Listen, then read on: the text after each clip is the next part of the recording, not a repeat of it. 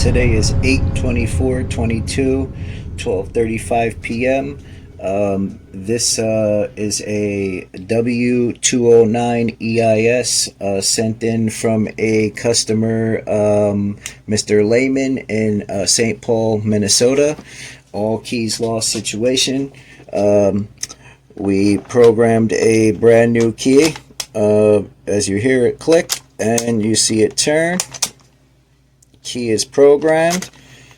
This is key number 1. If you see the screen here, this is how many times we can see it's been used.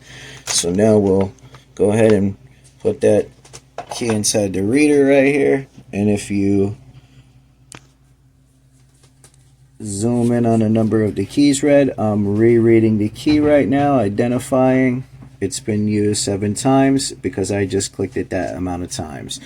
The key is working, and the customer will receive this back plug and play, ready to go.